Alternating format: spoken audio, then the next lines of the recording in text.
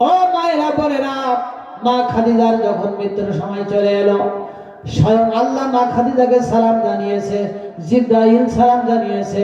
তিনি সারাটা জীবন বিশ্বনবীর জন্য তার জীবন সম্পদ সব তিনি উৎসর্গ করে দিয়েছেন।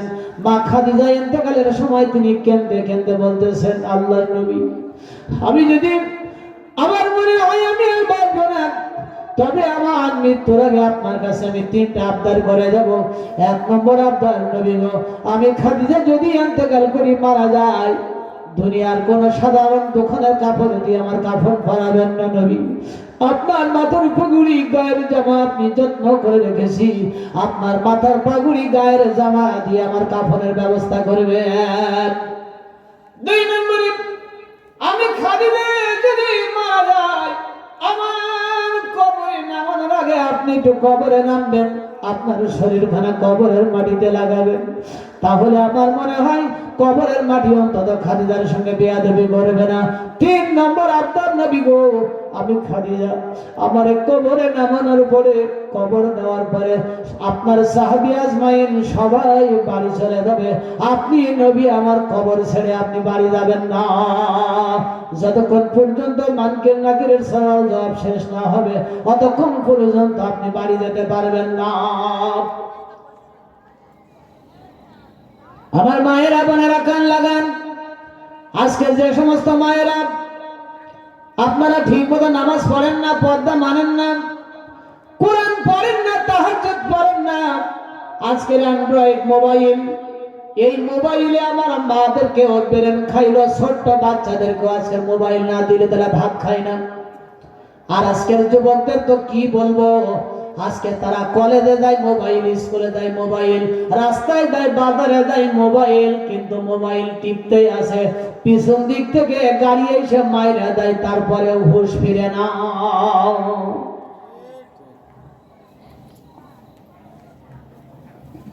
এই মোবাইল বন্ধুরা আমার, এটাই এই মোবাইল রেডিয়েশন আজকে আপনার ব্রেন শেষ খাইলো, চোখ খাইলো, আপনার হার্ট আপনার সব শেষ করে দিল। মাদেরকে বলবো, এই জন্য ছোট্ট একটা কথা না বললে নাই। আব্দুল কাদের জিলানী নাম শুনেছেন আপনারা? আব্দুল কাদের জিলানী, ওনার মা আব্দুল কাদের জিলানীর যখন বয়স 5 থেকে 7 বছর নিয়ে গেছে মাদ্রাসায় ভর্তি করার জন্য। আব্দুল কাদের জিলানীর মা মাদ্রাসায় নিয়ে গেছে, নিয়ে বলল, হুজুর আমার ছেলে আব্দুল কাদেরকে ভর্তি করতে নিয়ে এসেছি, ভর্তি করায় আনেন দয়া করে। হুজুর বলতেছে, আব্দুল কাদেরকে কি এর আগে কোন জায়গায় পড়াইছিলেন? বলল, না, আগে কোথাও পড়াই নাই। হুজুর তখন ভর্তি করে নিয়ে বলল, তুমি বলো আব্দুল কাদের, বলো আলিফ বা। আব্দুল কাদের বলল, হুজুর আলিফের অর্থ কি আপনি আমার আগে জানান। হুজুর বলতেছে, আমি তো জানি না। বলে, আপনি জানেন না, তা কি শেখাবেন আপনি আমারে? আব্দুল কাদের বললেন, আপনি যা জানেন না আপনি আমারে শেখাবেন, কেমনে শেখাবেন? আলিফের কি কোনো অর্থ হয় না? হুজুর বলল, আমার জানা নেই। এরপরে আব্দুল কাদের আরো কয়টা প্রশ্ন করলো, হুজুর জবাব দিতে পারে না। এবার হুজুর আব্দুল কাদের জিলানীর মাকে বলল, মা আমি বুঝেছি আপনার ছেলে অন্য জায়গা থেকে পড়াইয়া পাকাপোক্ত করে আমার অপমান করার জন্য নিয়ে আসছেন। 5 মিনিট লাগবে, অস্ত্রকে শেষ করে দিব।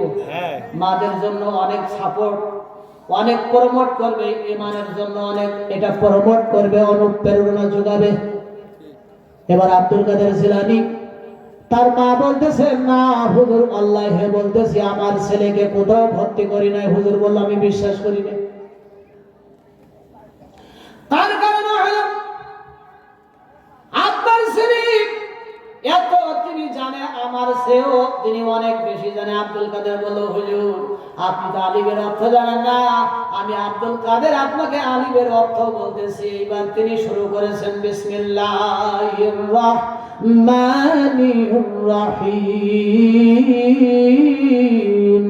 আল্লাহু লা ইলাহা ইল্লা হুয়াল হাইয়ুল কাইয়্যুম। আল্লাহু আকবার বলেন। এইভাবে তিলাওয়াত করতে করতে 18 পারা আব্দুল কাদের তিনি তেলাওয়াত করলো, শুধু আলিফের উপরে পড়তে পড়তে 18 পারা কোরআন তেলাওয়াত করলো।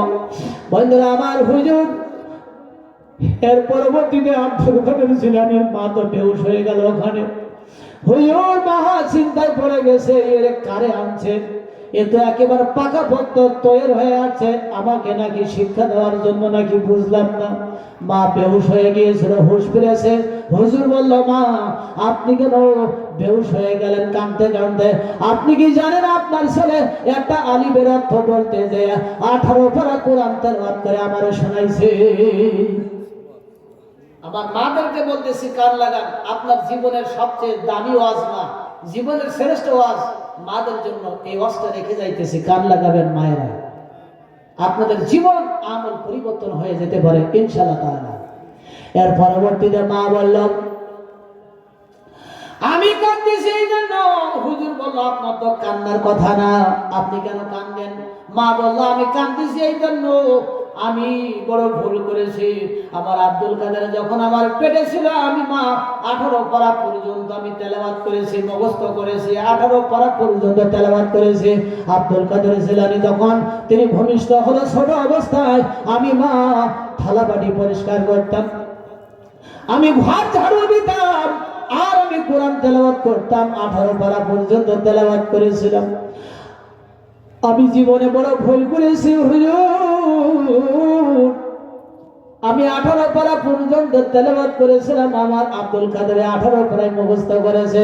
আমি আমার সন্তান পেটে থাকতে যদি আমি মা আরো 12 পারা তেলাওয়াত করতাম, তাহলে আমার আব্দুল কাদের আপনাকে এই মুহূর্তে 30 পারা কোরআন তেলাওয়াত করে শোনাই দিতে পারতো। আপনার সন্তান পেটে থাকতে আপনি মোবাইল দেখবেন, কার্টুন দেখবেন, মোবাইল ঠেলবেন রাত 12টা পর্যন্ত।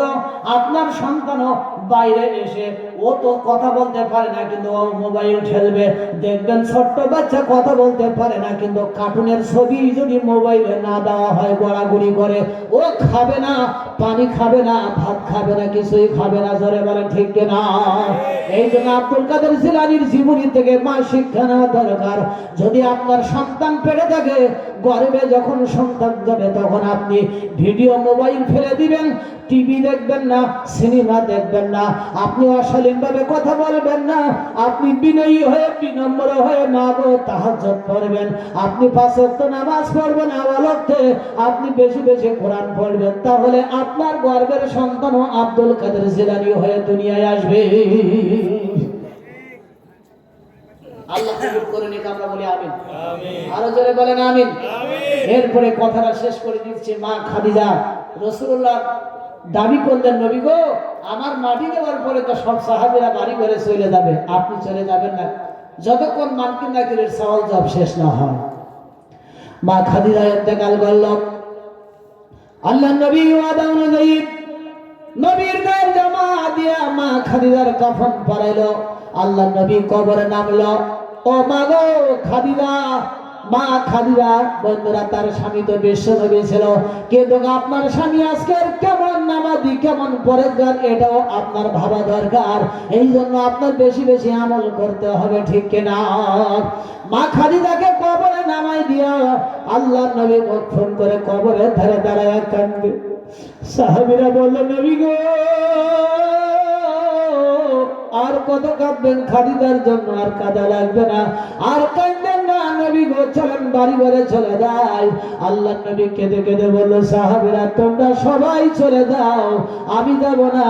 আমি আমার খাদিজাকে আমি কথা দিয়েছিলাম, এখনো পর্যন্ত খাদিজার কবরের মানকির নাকিরের সওয়াল জবাব শেষ হয়ে যায় নাই। আল্লাহ নবী খাদিজা কবরের ধারে দাঁড়িয়ে নবী চোখের পানি ছেড়ে কাঁদবে, কাঁদবে, খাদিজার জন্য কাঁদবে। আল্লাহ ডাক দিয়ে বলল, জিবরাইল আমার হাবিব বন্ধুকে বলো, আমার হাবিবের চোখের পানি যেন জমিনে না পড়ে, না পড়ে রে জিবরাইল, খাদিজার জন্য কাঁদা লাগবে না। আমি আল্লাহ আমার নবীকে কথা দিলাম, খাদিজার পরস্পরের কবরের পরস্পরের সওয়াব আমি আল্লাহর পক্ষ থেকে দিয়ে দেওয়া হবে। আমার বন্ধুকে কাঁদতে বারণ করে দে। আমার বন্ধুর চোখের পানি আমি আল্লাহ সহ্য করতে পারি না রে জিবরাইল। আমার বন্ধুকে বলে দে বাড়ি ঘরে যাইতে, খাদিজার কবরের চিন্তা করা লাগবে না, খাদিজার কবরের চিন্তা করতে হবে না। আল্লাহর পক্ষ থেকে খাদিজার সব প্রশ্নের জবাব দেওয়া হবে। আমার মা, আমার বোনেরা, যে খাদিজাকে আল্লাহ নিজেই সালাম জানিয়েছিলেন, জিবরাইল সালাম জানিয়েছিলেন, সেই খাদিজা কবরের জন্য এত কেঁদেছে, এত অশ্রু তিনি বিসর্জন দিয়েছে। ও মা, আজকে আপনার কিসে পাইল? কবরের চিন্তা নাই, মৃত্যুর চিন্তা নাই।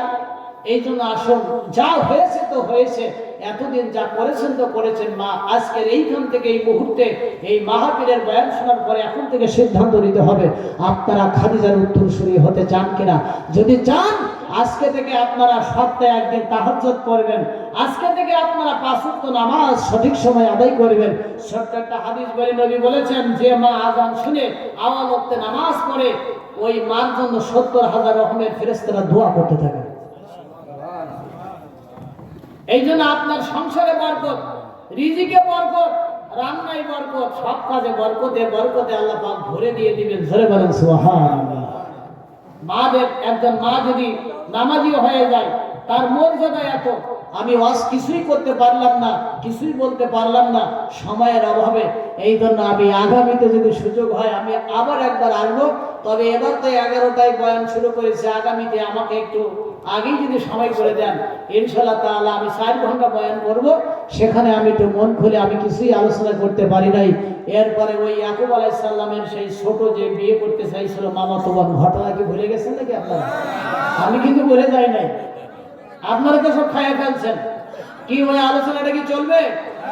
ওটা শেষ করব, তাহলে আগে আসতে হবে। রাস্তায় যারা দাঁড়িয়ে আছেন আগে সামনে আসেন, ওই ঘটনাটা শেষ করে মোনাজাত হবে ইনশাআল্লাহ তাআলা। তাড়াতাড়ি আগে আসেন, আর একটু মহব্বতে জিকির করেন লা ইলাহা ইল্লাল্লাহ,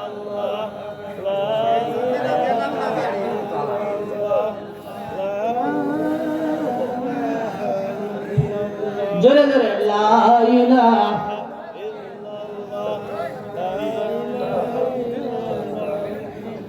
লা ইলাহা ইল্লাল্লাহু মুহাম্মাদুর রাসূলুল্লাহ সাল্লাল্লাহু নবী রাহমাতুল লিল আলামিন, আপনি উম্মতের জামিন,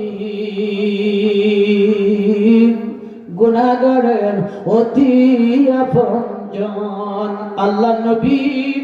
বন্ধুরা আমার, আমি আলোচনা করতেছিলাম মাদের জন্য, আর ছোট্ট একটা কথা 2 মিনিট লাগবে। মাদের আজকে দেখবেন তারা বাড়িতে যে আগামীকাল থেকে দেখবেন তাদের জিন্দেগি কোরআনের জিন্দেগি হয়ে গেছে। পরীক্ষা করে দেখেন। আমার মাহফিলগুলিতে মাদের সোনা মসজিদে বিগত ডিসেম্বরের 14 তারিখে আপনারা আমার আইডিতে ঢুকবেন। রাজশাহীর এই যে বর্তমান এশিয়া মহাদেশের সবচেয়ে একটা বড় ইসলামের একটা বড় মিডিয়া তাজিব সেন্টার, আমার 2টা একটা সেটা আপনার সম্প্রতি দ্বারা আপনারা পোস্ট করেছে, শুনবেন। মানুষ কাঁদতে কাঁদতে ময়দানের মানুষ, অনেক মানুষ সেখানে বেহুশ হয়েছিল।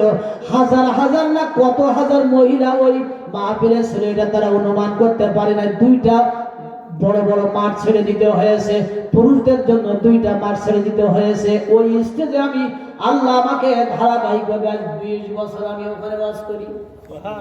কত বছর? আমি ছাত্র জীবন থেকে ওয়াজ করি, যেখান থেকে ওয়াজ শুরু করছি ওইখান থেকে শোনা মসজিদে আজও বক্তা। যতদিন বেঁচে থাকবো ওখান থেকে বের হওয়ার সুযোগ নেই। এইবার আলোচনা আপনারা তাহজিব সেন্টারে ওই ইসে ঢুকবেন, আমার আইডিতে ঢুকবেন, জিয়াউল ইসলাম যুক্তিবাদী, আমার আইডি ফলো দিবেন বা আইডিতে ঢুকে 2টা আলোচনা আপনি শুনে নিয়েন। আমার মনে হয় না যত বড় কঠিন পাথরের মতো কঠিন হৃদয়ের মানুষগুলি এই আলোচনা শুনে শুনে অজরে কেঁদেছে। আর আমি তো আলোচনা শুনতেই পারি না, এই আলোচনা আমি শুনলে আমি নিজেকে সামলাতে পারি না। আপনারা শুনে নিয়েন একটু।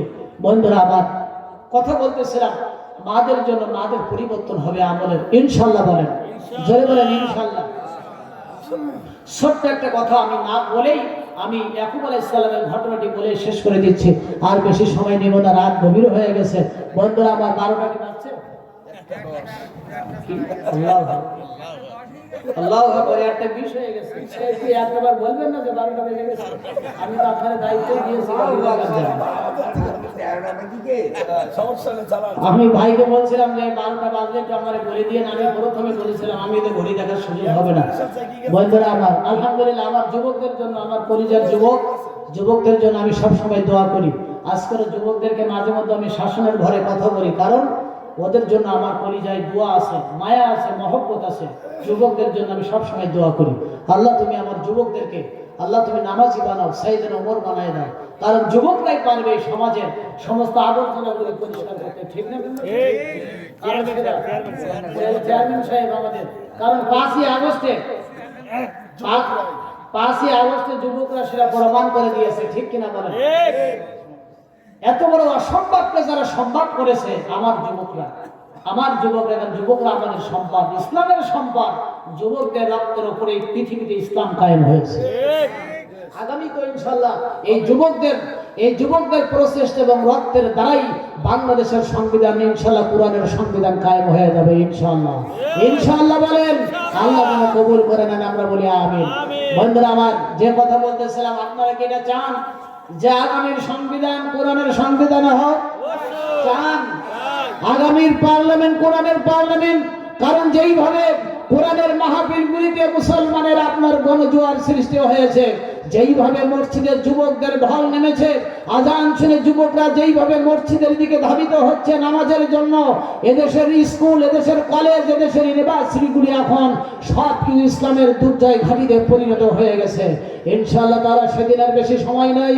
আগামীর বাংলাদেশ ইসলামের বাংলাদেশ, আগামীর বাংলাদেশ মুসলমানের বাংলাদেশ, আগামীর পার্লামেন্ট কোরআনের পার্লামেন্ট। কারা কারা চান দুহাত তুলে আল্লাহরে দেখায় দেয় মুসলমান। বন্ধুরা আমার, এর পরবর্তীতে যে কথা বলতেছিলাম, মাদের জন্য 2 মিনিটের একটা বয়ান। সুলাইমান জাজুলি, কি নাম বললাম? তিনি জঙ্গলের ভিতরে একজন যুগ শ্রেষ্ঠ একজন মুহাদ্দিস এবং বড় আলেম ছিলেন। তিনি জঙ্গলের ভিতরে ঢুকে পথ হারিয়ে ফেলে তিনি আযানের আওয়াজ শুনতে পাইছে, কিন্তু নামাজ পড়তে হবে, কোনো উজুর পানি নাই, কোথাও নাই, তালাশ করে পাচ্ছে না। এখন উনি দেখে যে একটা জঙ্গলের ভিতরে কুড়ে ঘর আছে, চিন্তা করতেছে এই ঘরের ভিতরে যে কোনো মানুষ নিশ্চয় আসে, ওখান থেকে উজুর পানি নিয়ে, কারণ যারা নামাজি মানুষ, ওরাজন কল্প মুআল্লাকুন বিল মসজিদ, আযান শুনলে ওদের মাথা কাজ করে না, আগে নামাজ। কথা ঠিক কিনা? 3 শ্রেণীর মানুষের জিম্মাদারির দায়িত্ব আল্লাহ নিজে গ্রহণ করে। 3 শ্রেণীর মানুষ, এদের খাওয়া পড়ার দায়িত্ব আল্লাহ নিয়ে নেয় তার হাতে, বলে বান্দা তোর দায়িত্ব আমার, আমি আল্লাহ নিলাম। কুদরতি হাতে, টেনশন আছে? কারা কারা এগুলি শুনে যান। 1 নম্বরে যারা আযান শুনে মসজিদে যায় নামাজের জন্য, এই যারা আযান শুনে মসজিদে যায় নামাজের জন্য, এই নামাজি ব্যক্তির দায়িত্ব আল্লাহ পাক তার কুদরতি হাতে উঠায় নেয়। কোনো টেনশন নাই, খাওয়া পড়া, রিজিকের অভাব, মসজিদে যান, নামাজ পড়েন, সিজদায় যান, আল্লাহ আপনার রিজিকের দরজা খুলে দিবেন। নামাজ পড়তে হবে 5 ওয়াক্ত, রাজি আছেন তো? এখন সুলাইমান জাজুলি, 2 মিনিট লাগবে শেষ করে দিয়ে এই ঘটনাটি। সুলাইমান জাজুলি উনি জঙ্গলের ভিতরে কুড়ে ঘরের নিকটে যে সালাম দিয়েছে, সালাম দিয়ে বলতেছে বাড়ি থেকেও আসেননি, আমি একজন ভিনদেশী মুসাফির, জঙ্গলের ভিতরে এসে আমি পথ হারিয়ে ফেলেছি, আমার একটু উজুর পানির প্রয়োজন, নামাজের রক্ত চলে যাচ্ছে, এক্ষুনি নামাজ পড়তে হবে, কেউ আসেন? কথা বলেন, একটু উজুর পানি দেন। কোনো কথা নেই, আওয়াজও নেই, সালামের জবাবও নেই। বন্ধুরা আমার, এই মুসাফির যুগ শ্রেষ্ঠ একজন বড় মুহাদ্দিস, হাজার হাজার ছাত্র ওনার মুহাদ্দিস ছিল ওই জামানায়। সুলাইমান জাজুলি উনি বাড়ির ভিতরে কেউ নাই, আওয়াজ না পেয়ে উনি ওইখান থেকে চলে এসে জঙ্গলের ভিতরে ছোটাছুটি করতেছে। দূরে একটা কুয়া দেখলো, চিন্তা করলো কুয়া যখন পাইছে পানি উঠায় উজু করে, আগে নামাজ। তিনি যখন কুয়ার নিকটে গেছে, দেখে কুয়ার অনেক নিচে পানি নেমে গেছে, কিন্তু কোনো মশক নেই, পানি ওঠানোর কোনো রশি নেই, ব্যবস্থা নেই। কি করে পানি উঠাবে, উজু করবে? তিনি বড় পেরেশানির ভিতরে জঙ্গলের মধ্যে ছোটাছুটি করতেছে। এমন সময় তাকায় দেখে উনি শুনতে পাইতেছে কেঁদে নি ওই দূরের থেকে কে জানি একটি মায়াবী কণ্ঠের একটা কচি মেয়ের কণ্ঠ থেকে আওয়াজ চলে যাইতেছে, এ সুলাইমান জাজুলি, এ মুসাফির, ভিনদেশি মুসাফির, আল্লাহর গোলাম, এ আলেম, এ মুহাদ্দিস, তোমার কেন এত পেরেশানি, জঙ্গলের মধ্যে কেন এত ছোটাছুটি করো তুমি?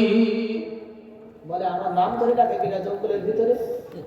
এইখান থেকে একটা অপরিচিত জায়গায়, এই গহীন জঙ্গলে আমার চেনার মতো তো কেউ নেই, আর থাকার তো কথাই না। কথা ঠিক কিনা? জঙ্গলের ভিতরে আমার নাম ধরে ডাকে কে? তাও একটা মেয়ে। তাকায় দেখে যে ওই পাথরের উপরে ওইখানে বসে একটা ছোট্ট অল্প বয়স্কা মেয়ে ডাকতেছে, ওইখানে বসে বসে, ও সুলাইমান, কি করো এরকম ছুটাছুটি করো কেন পাগলের মধ্যে? কি হয়েছে তোমার?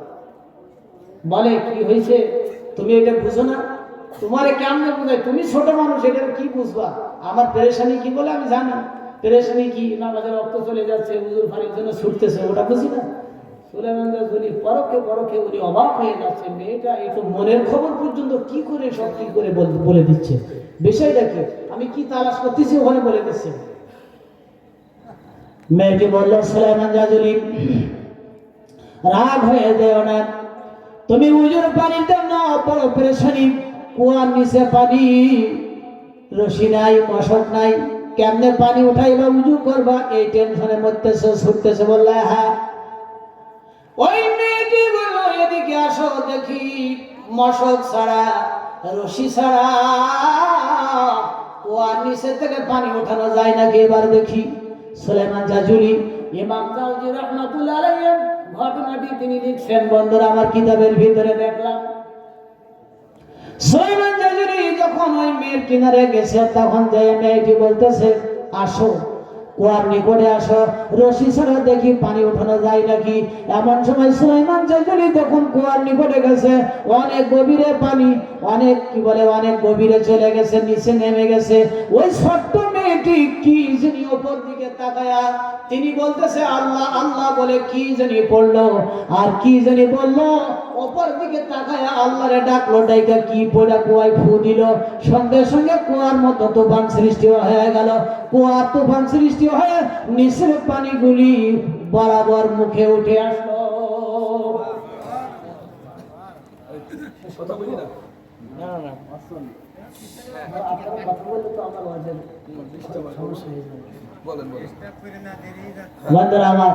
এরপরে ওই মেয়েটি যখন এইভাবে উপর দিকে তাকায় উনি আল্লাহরে ডাকলো, আমার মাদের জন্য আজকের এই পর্বনে 3টে বয়ান করলাম।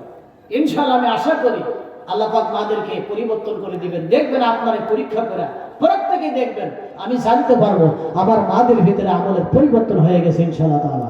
আর একটা মাই পারে একজন স্বামীকে ভালো করতে, একজন বেনামাজি স্বামীকে নামাজি বানাইতে, একজন স্বামীকে ভালো করতে, দ্বীনের দায়ী ইলাল্লাহর কাজ করার জন্য একটা মা প্রবট করে স্বামীকে আনতে পারে এবং তৈরি করতে পারে।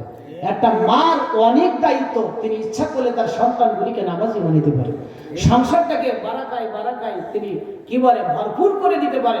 একজন মা পারবে ইনশাআল্লাহ। এরপরে সুলাইমান জাজুলি অবাক হয়ে যাচ্ছে, এই ছোট্ট মেয়েটি কি আল্লাহরে ডাক দিয়ে উপর দিকে আকাশের দিকে তাকায় বলল, নিচে একটা ফু মারলো, কুয়ার পানি তুফান হয়ে নিচের থেকে একবার কানায় কানায় ভরে গেল। সুবহানাল্লাহ।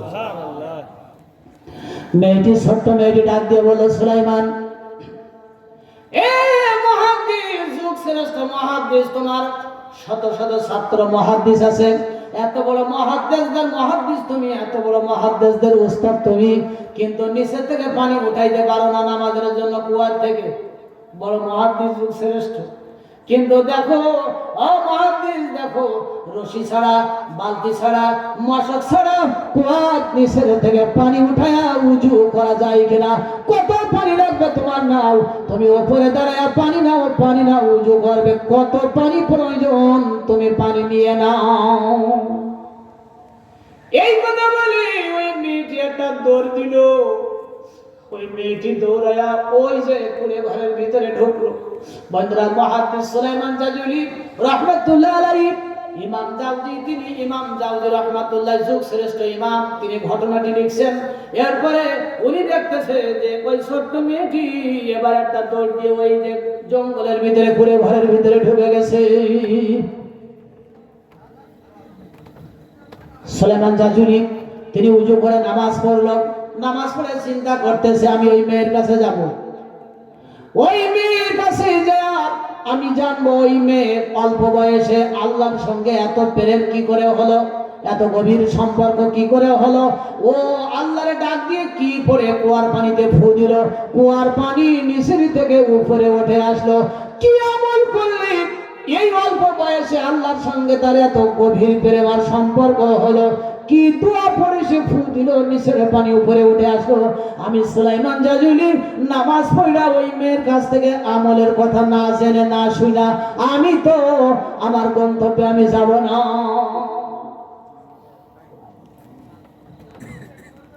সুলাইমান জাজুলি এবার নামাজ পড়া তিনি এবার ওই করে ঘরের দিকে রওনা হয়ে গেছে। ওই ঘরের কিনারে যায় ডাক দিয়ে বলল,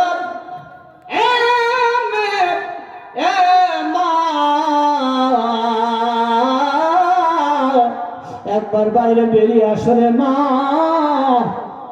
তুমি তো আমার সন্তান তুল্য রে মা, এ মা এ মা বাইরে আয়, তোর বুড়া বাবা তোর সঙ্গে দুইটা কথা বলেন, এরপরে কাফেলা দিনের কাফেলা নিয়ে দাওয়াতের কাফেলা নিয়ে যাবে, তুই বাইরে বেরিয়ে আয় রে মা, আমি তোর সঙ্গে দুইটা কথা বলবো।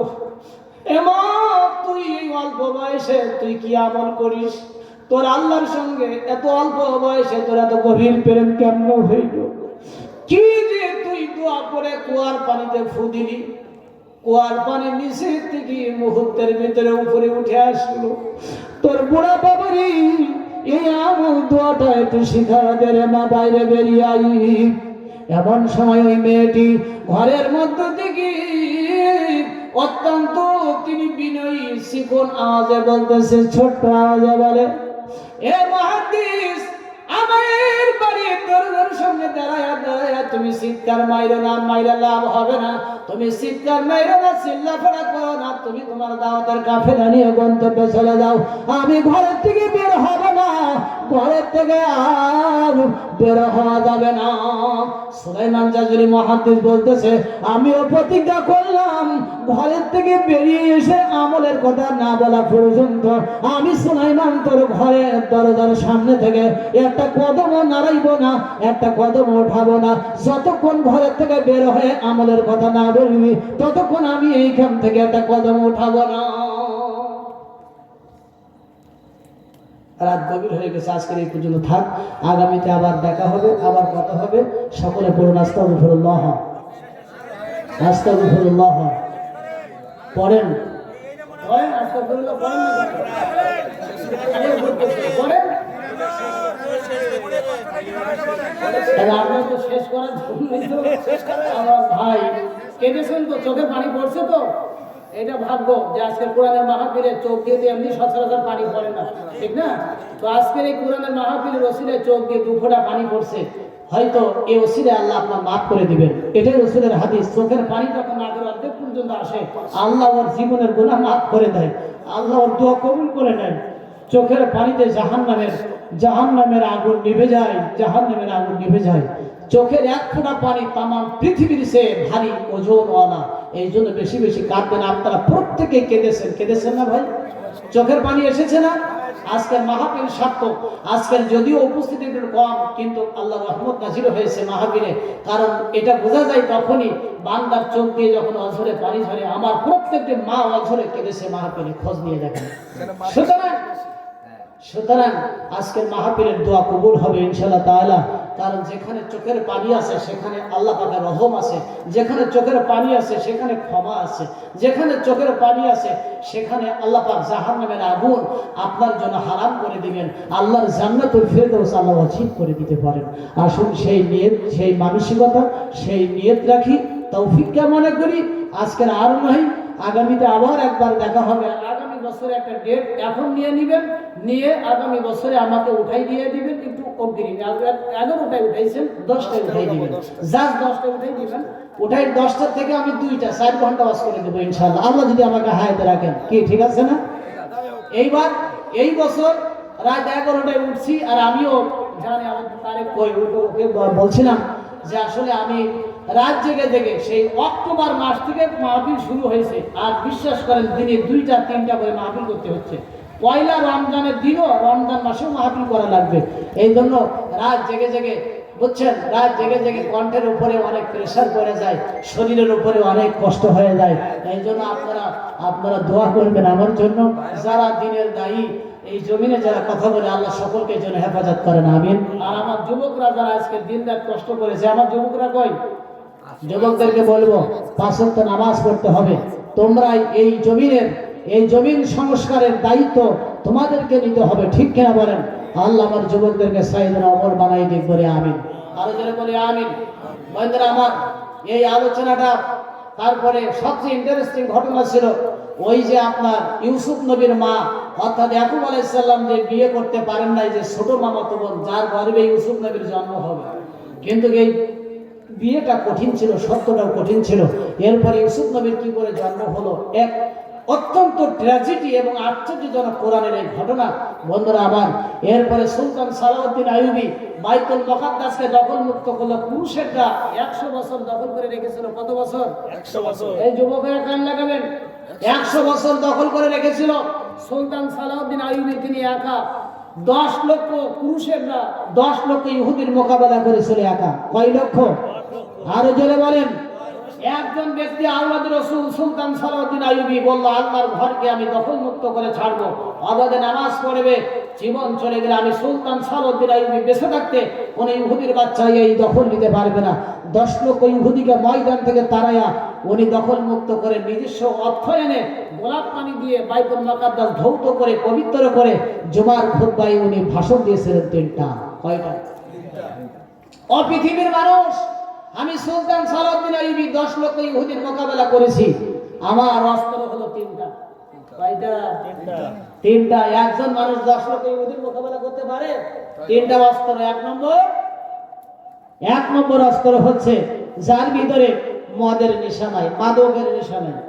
2 নম্বর অস্ত্র যার ভিতরে কোনো নারীর নেশা নাই, নারীর লোভ নাই। 3 নম্বরে যার ভিতরে সিয়ার ও ক্ষমতার লোভ নাই। এইখানে কি দোকানদারি করতেছেন নাকি? না। 3 নম্বরে কি? যার ভিতরে কি নেই? চেয়ার বা ক্ষমতার লোভ নেই। আমি সুলতান আইয়ুবের ভিতরে 3টা লোভ নাই, নারীর লোভ, মাদক, মদের লোভ, ক্ষমতার লোভ যার ভিতরে থাকবে না, এই মুসলমান, এই ব্যক্তির দ্বারাই পৃথিবীর সবকিছু অসম্ভবকে সম্ভব এবং জয় করা সম্ভব। আর এই 3টা মুসলমানের ভিতরে ঢুকলেও ঘেরা হয়ে যাবে। কথা বুঝতে পেরেছেন? এই জন্য আল্লাহ পাক আমাদেরকে তৌফিক দিক, আমরা সুলতান সালাউদ্দিন আইয়ুবীর তার সর্বশেষ বাইতুল মুকাদ্দাস বিজয়ের তার যে অনুপ্রেরণা, ইমানের চেতনা ছিল গোটা বিশ্বের মানুষের জন্য খুতবার ভাষণের 3টা ধারা, এইটা বুকে ধারণ করে আমরা বাড়িতে নিয়ে যাব ইনশাআল্লাহ। আমাদের ইমানকে প্রমোট করতে হবে। আমরা প্রত্যেক যুবকদেরকে বলতেছি, সর্বশেষ যুবকদের মেসেজ, সিক্রেট মেসেজ, প্রত্যেকটা যুবককে সুলতান সালাউদ্দিন আইয়ুবীর মতো তাদের দায়িত্ব পালন করতে হবে, ঠিক কিনা বলেন? তাহলে এই জমিনে সবকিছু করা সম্ভব। আল্লাহ পাক তৌফিক দিক, মা এবং বোনদেরকে আল্লাহ হেফাজত করুক, আমিন। আমি কি এই ওয়াজটা শেষ করে দিব? মসজিদের জন্য ওয়াজ। আচ্ছা, 10 জন ব্যক্তি 10 জন সিমেন্ট বস্তা 10 বস্তা সিমেন্ট দেন, 10 জন ব্যক্তি দিবেন। তবে একটা কথা, আপনাদের কিন্তু আল্লাহ ক্ষমা করে দিয়েছে। আখেরি মোনাজাতটা নিলেই আল্লাহ পাক আপনাদেরকে একেবারে চূড়ান্ত, আল্লাহ পাক চূড়ান্ত বলা হয়েছে যে লা ইয়াকুতু কওমুন ইয়াযকুরুল্লাহ ইল্লা হাফাতুল মালাইকা। সুবহানাল্লাহ। দেখো, লিল্লাহি তাকবীর। আহসানুল হুজুর তিনি আলহামদুলিল্লাহ। আমাদের রিপন ভাই যুবক মানুষ, আল্লাহ এই রিপন ভাই যুবককে সাইয়েদনা ওমর বানাই দেন। আবার 500 টাকা আল্লাহ কবুল করেন, আমিন। আহসানুল কাঁচামালের ব্যবসা করে আল্লাহ তুমি আহসানুল ভাইয়ের ব্যবসায় বরকত ঢেলে দাও, আল্লাহ ইমানে বারাকা দাও, আল্লাহ তার ইনকামে বারাকা দাও। তিনি 2 বস্তা সিমেন্ট আল্লাহ কবুল করো, আমিন। 10 বস্তা সিমেন্ট চাইছি, 2 বস্তা হইছে, 8 বস্তা 8 জনে। এরপরে বলেন কি নাম? আজহারুল ইসলাম 1 বস্তা। আল্লাহ তুমি রহম করো, বারাকা দাও, নেক হায়াত দান করো, আমিন। 3 জন হইছে। 4 নম্বরে বলেন আরেকজন দেলোয়ার 2 বস্তা। লিল্লাহি তাকবীর। দেলোয়ার ভাই 2 বস্তা সিমেন্ট আল্লাহ কবুল করে নাও, আমিন। তাহলে 5 বস্তা হয়ে গেছে। আমজাদ আলী ভাই 1 বস্তা, আল্লাহ কবুল করে নাও। 6 বস্তা, আর 4 জন 4 বস্তা, আর 4 বস্তা সিমেন্ট। একটু কথা বলেন আপনারা, কি নাম? ফারুক ভাই 1 বস্তা, আল্লাহ কবুল করে নাও, আমিন। আর 3 বস্তা, 3 জন ব্যক্তি। মহিলা প্যান্ডেলে এই যুবকরা, ছোট্ট বাচ্চারা যাবে, বড়রা যায় না। বা মহিলারা, মায়েরা, আপনারা কিছু টাকা পয়সা কালেকশন করে যদি 2-1 টাকা থেকে থাকে অবশিষ্ট, আপনারা এই মসজিদের উন্নয়ন করবে দিয়ে দেন। বা এমন কোন মা আছেন একটা নাকের ফুল দিতে পারে, আল্লাহ ওই মাকে মা খাদিজার সঙ্গে কিয়ামতে ভেস্তে নসিব করে দিতে পারেন।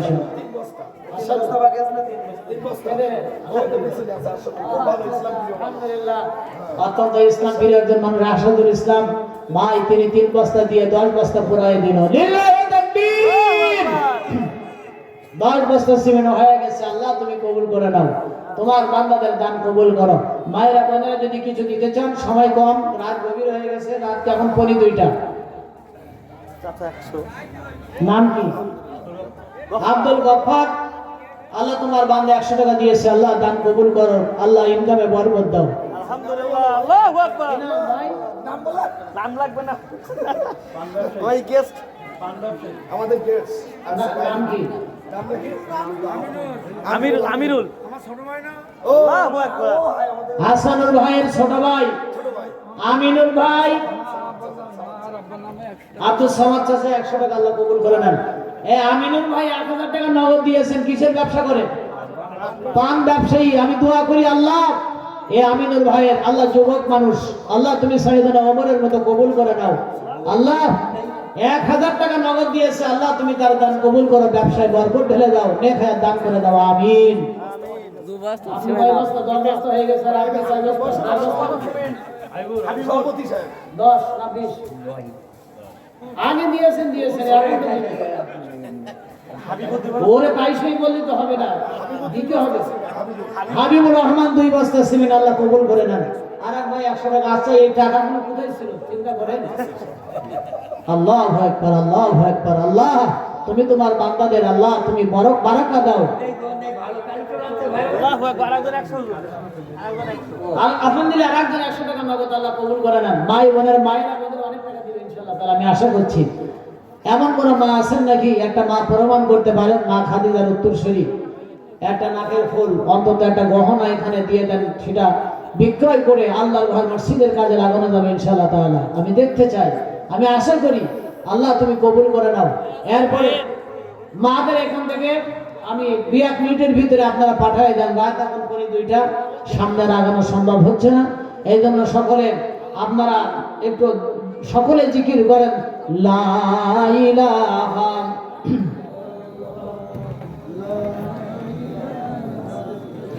লা ইলাহা ইল্লাল্লাহু মুহাম্মাদুর রাসূলুল্লাহ সাল্লাল্লাহু।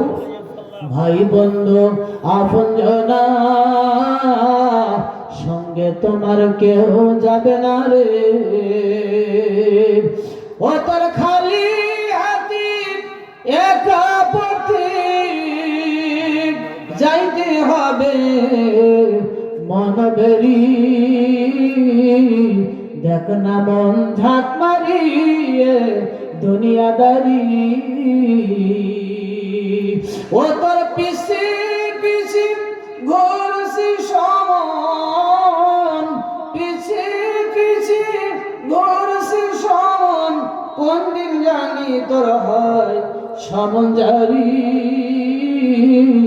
দেখ না মন ঝাঁক মারিয়ে দুনিয়াদারি। বা খালি হাতে কাপড়ের কাপড় নিয়ে কবরে যাওয়া লাগবে। কত মানুষ স্ট্রোক করে মারা যায়, ব্রেন স্ট্রোক, হার্ট স্ট্রোকে। আপন জনদের সঙ্গে দেখা হয় না রে বাপ। বাজারে যায়, মাঠে যায়, অনেকে সেখানে জমিনের আইলে পড়ে থাকে। রাস্তাঘাটে কত মানুষ রোড অ্যাক্সিডেন্টে মারা যায়। আল্লাহর কাছে দোয়া করি আজকে তৌফিক কামনা করবেন, আল্লাহ আমাদের অ্যাক্সিডেন্টে মৃত্যু দিও না, আমাদের হার্ট স্ট্রোক ব্রেন স্ট্রোকে মৃত্যু দিও না, ক্যান্সার প্যারালাইসড ফেলে রেখে আল্লাহ আমাদেরকে কষ্ট দিয়ে মৃত্যু দিও না। যদি হায়াত শেষ হয়ে যায়, আমরা যখন নামাজে দাঁড়াই, নামাজ পড়তে পড়তে আল্লাহ তুমি মৃত্যুর ফয়সালা করে দিও। জোরে বলেন আমিন। আরো জোরে বলেন আমিন। এর চেয়ে শ্রেষ্ঠ মৃত্যু বাপ জীবনে কিছুই হতে পারে না। নামাজ পড়তে পড়তে যদি আপনার মৃত্যু হয়, অন্তত ফেরেশতা এসে দেখবে যে লোকটা নামাজের কাজ বেশি হতো। এই জন্য মায়েরা কিছু দেন। মহিলা প্যান্ডেলে আমি আশা করছি আমার মারা কিছু দিবেন। এই জন্য মায়ের বোনদেরকে একটু বলতেছি, মা এবং বোনেরা আপনারা দেন কিছু, যা আপনারা পারেন সামর্থ্য অনুযায়ী 1-2 টাকা থাকলেও দিবেন, আর যদি না থাকে বাকিতে লেখায়া দেন।